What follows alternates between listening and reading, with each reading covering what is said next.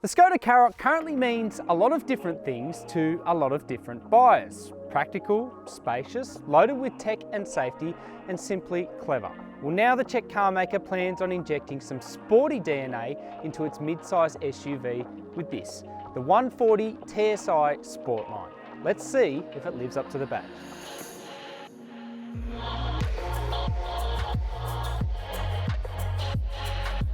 The Karoq has been on sale in Australia since 2018, solely as a front-drive petrol grey. For 2020, the Czech car maker is spicing up its lineup with the introduction of the 140TSI Sportline. Priced from $39,990, it sits $7,000 above the regular Karoq 110TSI entry grade, which has also been upgraded with a new 8-speed automatic gearbox and more equipment.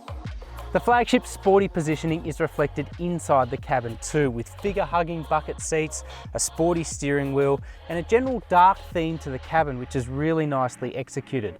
Being a Skoda, there's plenty of space, plenty of storage options too, but one disappointing feature is that the brilliant VarioFlex seats in the rear haven't been carried over to the Sportline version.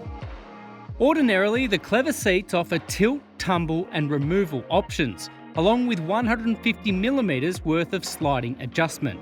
It means the Sportline's boot measures a maximum 479 litres instead of the 588 litres offered in the donor car. Otherwise, the Sportline builds on the 110TSI with the standard fitment of an electric tailgate, a sharper exterior pack with 19-inch wheels and LED headlights, and different driving modes.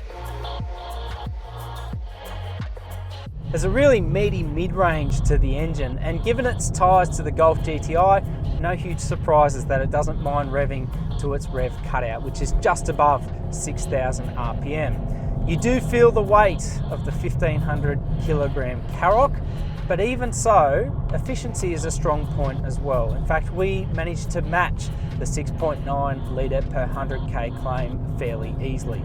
As far as ride and handling goes, well, this is typical Skoda. There's meaningful weighting and feedback from the key controls, and it doesn't mind a bit of sportier driving either. If anything, I think some buyers may take issue with the sportier ride. Even in comfort mode, it's fairly busy, and in sport mode, you're going to get larger obstacles thudding through the cabin.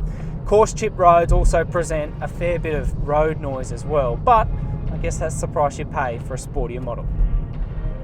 The engine makes 140 kilowatts and 320 newton meters from a lowly 1500 RPM.